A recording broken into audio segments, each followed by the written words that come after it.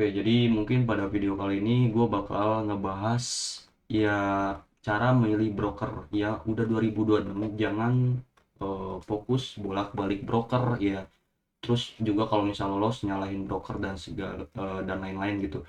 Dan di sini gue mungkin bakal jelasin cara memilih broker. Di sini kalian hanya masuk ke website yang namanya WikiFX pertama.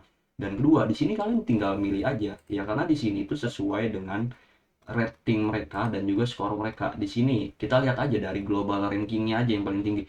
Gua pakai Exness tapi gua nggak menyarankan kalian juga pakai Exness ya. Tapi di sini kalian bisa lihat sendiri aja gitu. Jadi nggak perlu gua saranin pakai broker-broker ini loh broker itu. Kalian hanya perlu lihatnya aja.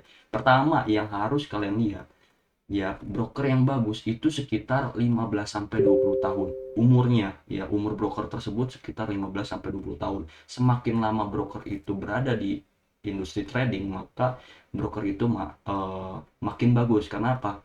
Liquidity ya yang mereka punya itu besar, jadi mau withdraw banyak pun nggak masalah. Jadi mereka juga berani leverage tinggi ya, jadi pinjaman dari mereka tuh juga besar gitu. Jadi seperti itu. Karena kalau misalnya sudah lama ya maka liquidity yang mereka kumpulkan ya atau likuiditas yang mereka kumpulkan juga banyak gitu, atau uang mereka gitu, jadi cukup gitu. Mau kalian WD besar pun ya jadi transaksinya pun jelas gitu.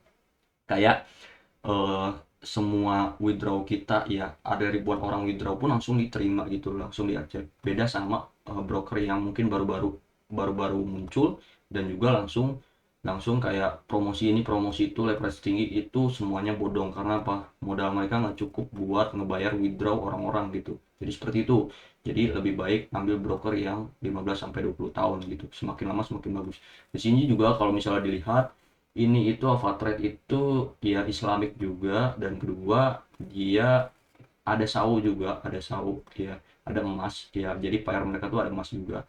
Dan yang ketiga di sini mereka mempunyai pair yang di bidang kripto gitu. Jadi nggak semua broker punya kripto juga sih, tapi di sini dia udah lengkap. Jadi di sini kita bisa lihat juga dari Avatrade-nya. Di sini regulasi mereka itu dia bisa dilihat ya bagus banget, 9,5/10. Dan lisensi mereka itu banyak, jadi jangan suka ngebanding-bandingin, kita lihat dari datanya aja.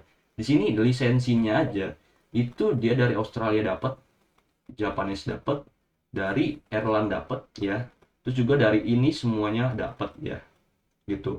Jadi ada 5 total total ya, jadi bagus. Di sini kita bisa lihat juga di bagian spreadnya. Di sini kalau misalnya dilihat ya, mungkin kalau misalnya kalian trading di SAU, kita lihat di SAU itu sekitar 1,9.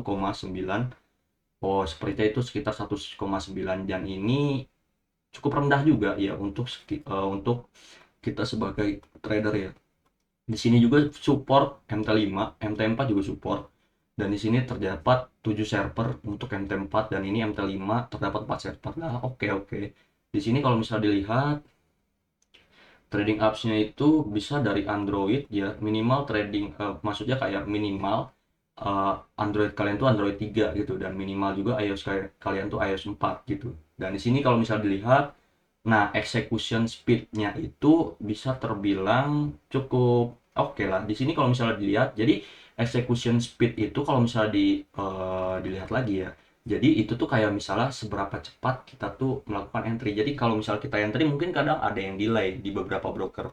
Kayak misalnya kita nge-lag. Tapi kalau misalnya execution speed-nya C ya mungkin nggak begitu cepat ya. Mungkin ini agak nge-lag kalau misalnya di bagian news gitu. Karena execution speed-nya itu C. Beda dengan HFM atau apa ya broker lain lah.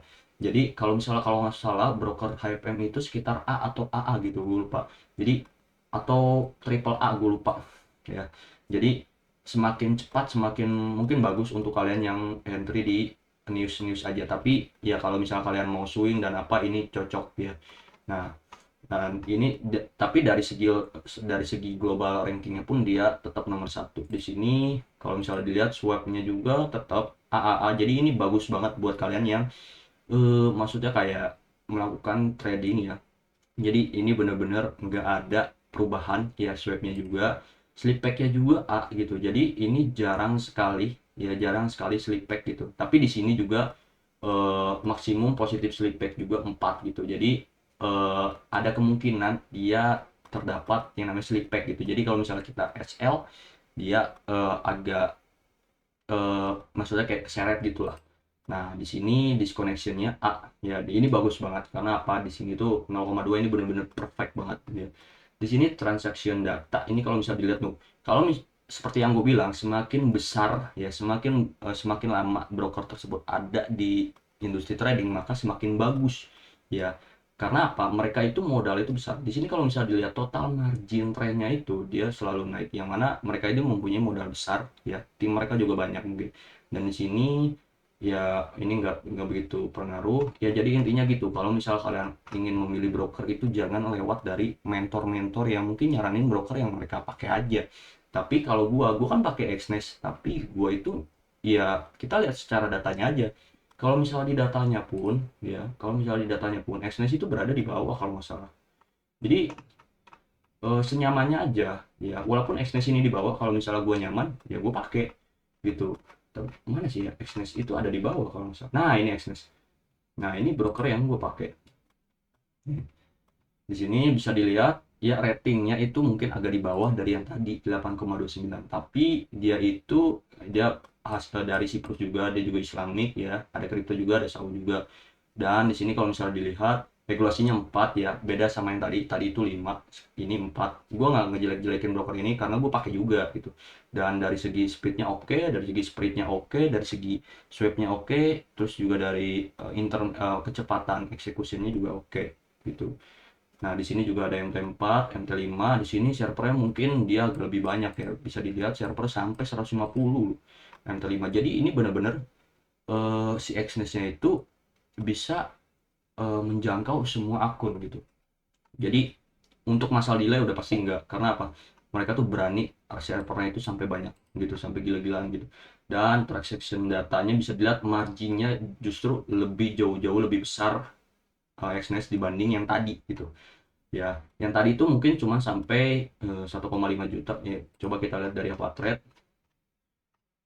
Nah, oh ya paling tinggi itu dia sekitar 1,2 juta ya, sekitar berapa ini? Paling tinggi itu sekitar ya 1,2 juta, beda dengan Exness itu sampai sampai 29 ya, 29. Nah, semakin besar itu berarti berarti mereka semakin berani modal. Yang bilang Exness itu nggak berani bayar withdraw itu biasanya IB dari broker lain yang ngejelekin Exness. Itu pertama. Dan kedua, ya mereka itu ya paling cuman sebulan 2 bulan baru trading itu yang masih ngurusin broker ini itu gitu. Dan itu sumpah itu sampah banget men. Karena apa? Mereka nggak ngeliat datanya. Di sini kalau misalnya dilihat datanya, mereka ya total margin mereka pun tinggi. Makanya mereka berani gitu.